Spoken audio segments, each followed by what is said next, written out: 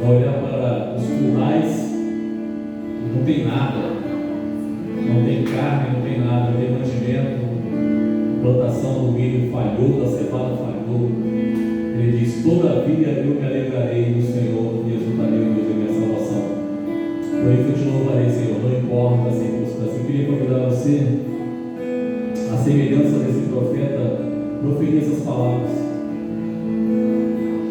e dizer: Deus, ainda que eu esteja numa situação bem complicada, eu te louvarei, não importa a circunstância.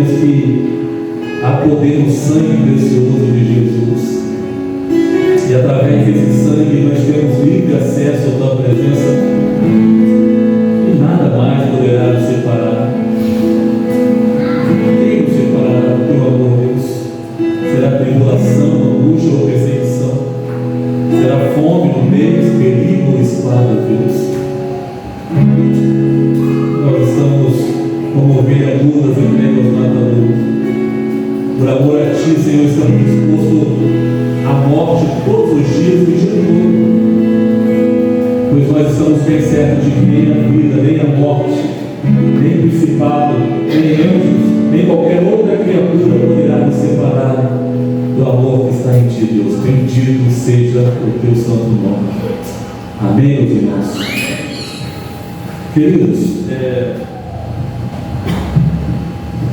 quero convidar a gente relembrar o texto da palavra de Deus que está no livro do profeta Samuel, no capítulo 9, no versículo 7. Segundo livro do profeta Samuel, capítulo 9, versículo 7. Segundo livro do profeta Samuel, 9, 7. Está escrito assim a palavra de Deus. Diz-lhe Davi: não temas, porque de certo que usarei de bondade para contigo,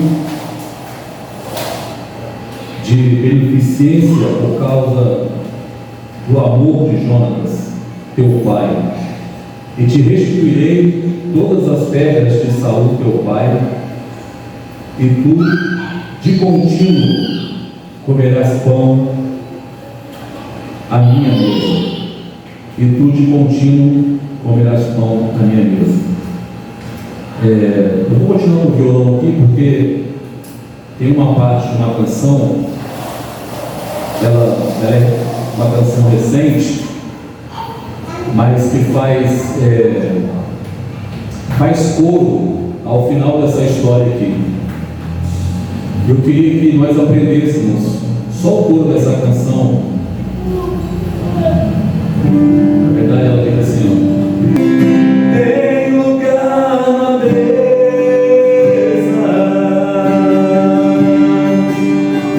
pode ser assentar, venha, não demore, venha, não demore, estou te esperando, aqui é o teu lugar.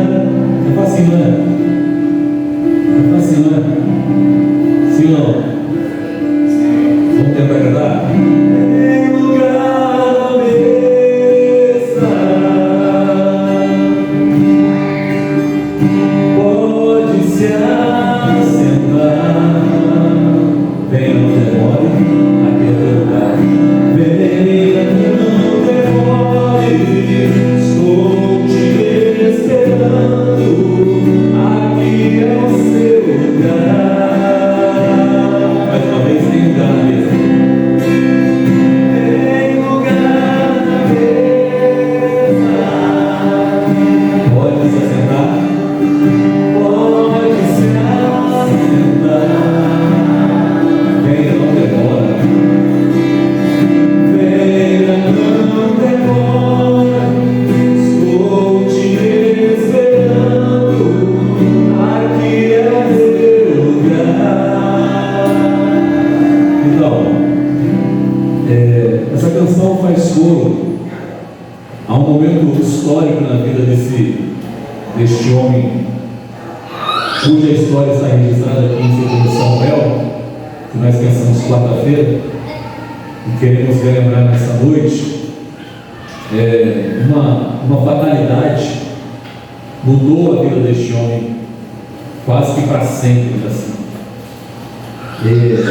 Mefibosete é alguém que nasceu para ser rei, para ser príncipe. Quando ele nasceu, quem ocupava o trono em Israel era o seu avô, um homem chamado Saul, a quem Deus levantou por capitão sobre as tribos de Israel. Porque, curioso, o povo estava insatisfeito com o governo de Deus e queria um governo humano. É completamente contrário ao que nós sentimos hoje, né?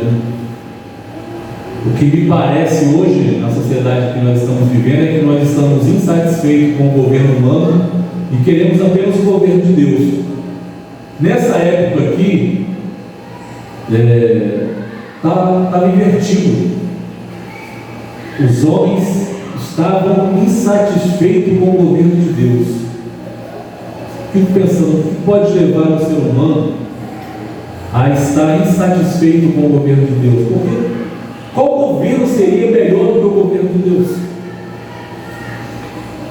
Quando eles olhavam pelo retrovisor e via o início da história a partir de Abraão, e como Deus levantou aquele homem, como Deus chamou ele, e como Deus lhe concedeu filhos com 100 anos de idade, e como Deus mudou a história de Sara, que era estéril e de idade avançada também, na verdade 10 a menos que Abraão, e concedeu àquela mulher um grande milagre, e ela gerou Isaac. Ao olhar no retrovisor da história, o que eles viam era um Deus de milagre, um Deus de coisas extraordinárias, porque já começa a história dessa maneira, fazendo milagre, escolhendo o improvável para construir uma grande e bela história, e que essa história está presente entre nós até os dias de hoje. Porque Deus, Ele tirou Abraão do meio da sua parentela, do meio da idolatria em que ele pertencia, como Josué registra em seu livro, e deu a origem ao seu plano, e que não era um plano B, é um plano estabelecido desde a eternidade. Paulo chama a história de Jesus e da igreja como o propósito eterno de Deus. Olha só, propósito eterno de Deus, vontade eterna de Deus, plano eterno de Deus, quer dizer que a igreja não é uma correção ao erro no judaísmo. A igreja já estava nos planos de Deus na eternidade passada. E há quem diga que antes de Deus dizer haja luz, Ele disse haja cruz, porque o Cordeiro de Deus, como está em Apocalipse 13:8, foi imolado, sacrificado e morto antes da fundação do mundo. Então, quando o ser humano, na época em que eles estavam insatisfeitos com o governo humano, ao olhar no retrovisor, o que eles viam era o retrato de um Deus poderoso, milagroso, extraordinário, Deus forte. Porque a história não para em Abraão, que já foi um sucesso. Existe um caminhar da história, e no caminhar da história você vai ver Deus, mais uma vez, dando filho a outras mulheres estéreis para que o seu plano continuasse, assim como Raquel, esposa de Jacó. Da família de Jacó inicia um processo de manifestação do poder de Deus que a gente conta até hoje, que é a libertação do povo de Israel do Egito. É Deus castigando uma nação inteira com pragas, para mostrar o quanto Ele era forte, o quanto Ele era poderoso e como Ele é Deus. Então, todas as vezes que o povo colocava o retrovisor da história e olhava para ver o que Deus tinha feito até então, meu Deus, a história contava a respeito desse Deus, que esse Deus era suficiente e que não havia nenhum governo melhor do que o Deus que faz o mar se abrir para que o seu povo passasse. Não há nenhum governo melhor do que o Deus que provê no meio do deserto alimentação para o seu povo, de dia e de noite. Não há governo melhor do que o governo de um Deus que pode, de uma simples rocha, fazer água jorrar. Mas, por incrível que pareça, apesar de tanto milagre, apesar de tanto livramento, apesar de tantas maravilhas operadas no meio deste mesmo povo, o povo está dizendo assim, ó, quer saber? Nós estamos insatisfeitos com o seu governo. É o que me impressiona, porque por causa da insatisfação do homem com o governo de Deus, Deus permitiu que esse homem aqui chamado Saul, avô de Mefibosete, subisse ao trono. Na verdade, a história de Mefibosete nem precisava estar aqui na Bíblia como está. Sabe como seria a história dele? A história dele seria a história de um grande servo de Deus. Mas o povo estava insatisfeito com o governo de Deus, pediu a Samuel, o profeta, que levantasse um rei. Deus então concedeu, levantou Saul, mas Saul era o cara que tinha dificuldade com a obediência. Saul era um homem que pensou assim: quer saber? Eu acho que Deus gosta mais de sacrifício do que de obediência. Saul, no momento da história dele, disse para ele assim: Saul, você vai sair à guerra agora, e a ordem para você é o seguinte: eu quero que você vença a guerra, eu vou te dar a vitória só, hein? Eu vou te dar a vitória. Olha o que Deus fez com Saul: eu vou te dar a vitória, e a única coisa que eu quero de você é que você me obedeça, não traga nada de lá. Sabe o que Saul fez? Venceu a guerra no poder de Deus, mas na hora de vir embora, deixando tudo para trás, ele não aguenta. Ele pega as ovelhas, os animais e traz para Israel para sacrificar a Deus. Eu quero agradar a Deus, eu vou oferecer esse sacrifício aqui para Deus, vou matar essas ovelhas aqui que eu ganhei na guerra. Mas só que Deus não queria sacrifício.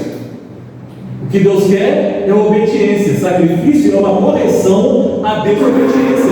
É por isso que Moisés instituiu o sacrifício, que é chamado sacrifício pelo pecado, sacrifício pela culpa, sacrifício de paz, porque o homem tinha que sacrificar um ser inocente para reparar a sua culpa, até que viesse o Cordeiro de Deus que de fato tiraria a nossa culpa. Então todas as nossas culpas e erros e tropeços ficavam ocultos naquele animal que é inocente. Porque na terra, não sei se você sabe, existe uma lei muito importante: alguém tem que morrer para que todos possam viver. Essa é uma lei que impera na terra, não tem como mudar.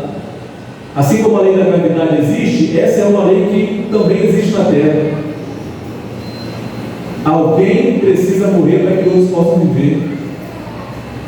São essas carnes dos animais que morreram que está trazendo proteína para dentro do seu corpo para você continuar vivo. É o frango, é o boi, é o porco. Quando não é animais, é a vegetação que o homem mata, tira a vida, para que essa lei se cumpra entre nós. Então, o sacrifício é uma correção ao nosso erro. Quando eu digo assim: meu filho, me obedeça, e você não precisa sacrificar, mas só que olha só, Saul pensando: eu vou agradar a Deus, eu vou levar esses animais aqui para sacrificar lá em Israel, e Deus vai me olhar com bons olhos. De repente, irmão, o profeta Samuel chega no arraial e diz assim: Saul, que barulho de ovelha é esse que eu estou ouvindo aqui, cara? Eu ouço animais aqui. Da onde vem esses animais, Saul? Esse não é profeta, porque eu quero sacrificar diante de Deus. Eu trouxe aqui umas ovelhas que eu venci na guerra. Sabe o que Deus disse a Saul através do profeta Samuel? Ele disse assim: Saul, o nosso Deus, Ele prefere obediência do que sacrifício. É melhor obedecer, Saul, do que sacrificar. E posso te dizer, hoje o Senhor teria confirmado o seu reino. Hoje o Senhor teria confirmado a sua bênção. Hoje o Senhor teria confirmado a sua vitória. Mas como você tem dificuldade de obedecer, Saul, hoje o Senhor está te rejeitando e vai colocar um homem melhor do que você no seu lugar. Sabe o que é interessante? É que a gente vai viver na vida achando que ninguém tem nada a ver com a nossa vida. Quantas pessoas você que está aqui nessa noite já ouviu dizer isso? Ninguém tem nada a ver com a minha vida. Ninguém paga as minhas contas. E muitas pessoas estão vivendo a sua vida achando que ninguém tem nada a ver com a sua vida. Saul também pensou assim. Olha o que aconteceu. Saul foi rejeitado por Deus. Daí para frente foi só ladeira abaixo, e vai terminar com uma derrota numa guerra onde ele vai tentar tirar a sua própria vida. Vai colocar a espada enfincada entre as pedras e vai se jogar em cima da espada. Por azar não morre, fica agonizando. Tem que pedir uma mariquita para vir terminar o serviço. Pensa que morreu só Saul? Não, na guerra morreu o rei Saul, morreu o príncipe Jonas, e a notícia foi parar lá no palácio. Aí tinha uma irmã no palácio tomando conta do filho de Jonas, neto do rei Saul, que é Mefibosete. O autor, o personagem quase que principal aqui em Samuel capítulo 9. Sabe quantos anos tinha Mefibosete? 5 anos de idade. Era menino assim, ó, igual os meninos de volta aí. A Ama, a mulher que tomava conta das crianças, no desespero, ao saber que os dois patrões estavam mortos, Saul e Jonathan, pegou o menino no colo, saiu correndo, tropeçou, caiu em cima do menino, aleijou o menino. E aí, alguém que tinha nascido para ser príncipe, ou para ser rei, ou para ser um grande servo de Deus, está agora afetado, porque alguém um dia pensou: ninguém tem nada a ver com a minha vida. O problema é que tem. Saul estava vivendo a vida assim: ninguém tem nada a ver com a minha vida, mas por causa dele, Mefibosete, o seu neto, vai crescer, viver e morrer aleijado de ambas as pernas. Por causa do erro dele, porque ele pensava: ninguém tem nada a ver com a minha vida, o seu neto agora está aleijado e vai ter que fugir para não morrer. Porque era normal, como lei de guerra, ao matar o rei, matar todos os seus herdeiros, para que depois os herdeiros não tentassem pegar o trono de volta, que era de direito. Aí a mulher, a Ama, a que toma conta das crianças, sai assustada, tropeça, cai em cima da criança, a criança está aleijada, vai viver num lugar completamente ruim. Na Bíblia chama esse lugar de Lodebar, que é um lugar sem a tradução da palavra Lodebar é sem alimentação, sem pasto, sem prosperidade, sem nada. Aí vai crescer aleijado num lugar abandonado. Não sei como, mas conseguiu casar e ter filhos, aleijado de ambos os pés, e vivendo aquela vida ali, até que anos depois, olha só, ele se aleijou com 5 anos, agora ele já é adulto e com filhos. Anos depois se passou, Davi lembrou: será que existe alguém da casa de Saul? Porque Jonatas, filho de Saul, o príncipe, era muito amigo de Davi. E Davi disse assim: será que tem alguém lá da casa de Saul para que eu possa usar de bondade com ele? Aí tinha um servo no palácio, ele disse assim: olha, tem um, está lá em Lodebar, sei até a casa que ele está, para a casa de um homem chamado Maqui. Mas Davi, não se preocupa não, porque ele é aleijado de ambos os pés, coitado. Aí Davi disse assim: então vamos chamar esse homem, Mefibosete, filho de Jonas. Quando trouxeram o aleijado entra no palácio e Davi pergunta assim: você é Mefibosete? Ele diz: eu servo. Aí Davi diz exatamente essas palavras que nós lemos nessa noite: não temos. Eu te chamei aqui porque eu quero que você viva uma vida sem medo. Não temos. Diz que teve alguém que contou quantas vezes não temos assim na Bíblia. Deu 365, um para cada dia do ano. Porque a vida que Deus quer que a gente leve é uma vida sem temor. João diz na sua carta, na primeira carta, no capítulo 4, no verso 18, que o verdadeiro amor, ele lança fora todo medo. Deus quer que a gente se relacione com Ele e o ame o suficiente para nunca mais sentir medo na vida da gente. Davi diz assim: Mefibosete, não temos. Porque certamente Mefibosete pensou: estou indo para morrer, estou indo para fechar agora de ver a história ruim. O que o rei mandou me chamar? Uma vez que ele tomou o trono do meu avô. Mas Davi olhou para ele e disse: Mefibosete, não tenha medo, eu não vou te fazer mal. Na verdade, Mefibosete, eu usarei de bondade para contigo.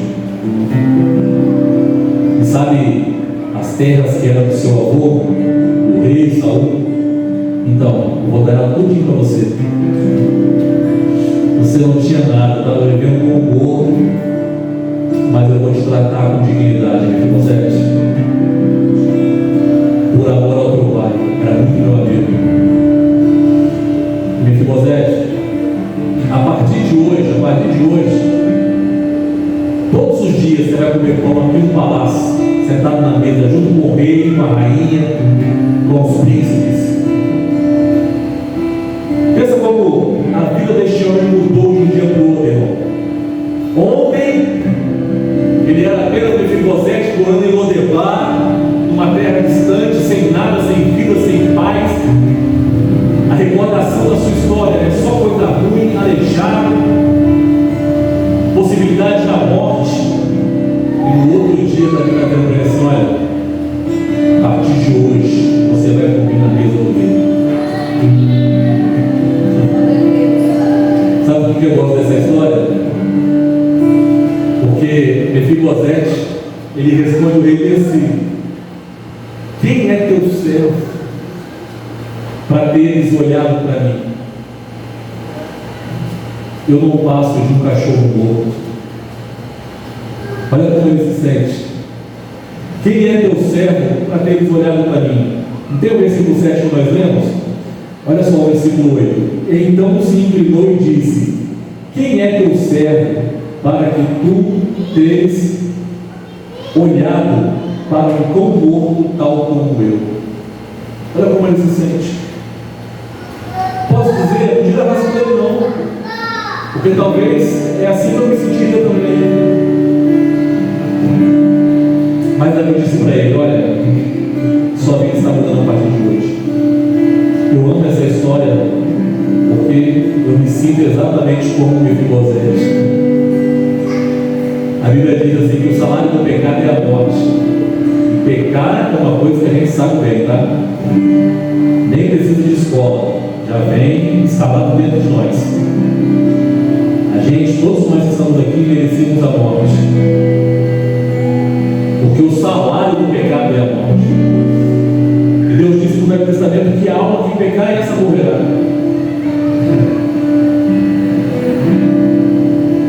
Nós somos exatamente como Mefibosete. Não merecemos nada a não ser a morte. Mas o Rei dos Reis e Senhor dos Senhores nos tratou com bondade, com misericórdia, olhou nos olhos de cada um de nós e disse: não temas, eu usarei de bondade para contigo. Você merecia a morte, é verdade. As suas muitas transgressões e pecado acabou com a sua vida, mas o Rei dos Reis, Senhor dos Senhores, nos diz: olha, não temas, usarei de bondade contigo. Vou te dar o que você não merece, mas o que você precisa. Eu estendo sobre a tua vida a minha graça e te aceito no meu reino, e você vai poder comer com a minha mesa. Sabe quando você senta na mesa de Deus? Você imagina, irmão, só para a gente fechar a história aqui, já estamos terminando. Está Davi sentado na cabeceira da mesa. Você sabe como é que é a mesa de palácio, né, de rei? É gigante assim, né? O rei senta na cabeceira. As rainhas, porque naquela época podia se casar com mais mulheres e tal, as rainhas assentadas ao lado de Davi, o rei Davi. Entra Salomão. Não, Salomão não. Absalão. Salomão ainda não existia nessa história. Entra Absalão, que a Bíblia diz que era o homem mais bonito ali na história. Grande, forte, alto, cabeludo, cabelos bonitos, né? Formoso. Entra o príncipe Absalão e senta na mesa. Entra Amon, primogênito, supostamente herdeiro do trono. Entra todos os filhos de Davi que nasceram em Hebron, todos os príncipes sentados na mesa, de repente uma cadeira vazia. Alguém poderia me perguntar: de quem é essa cadeira? Mas essa cadeira aí é do nosso outro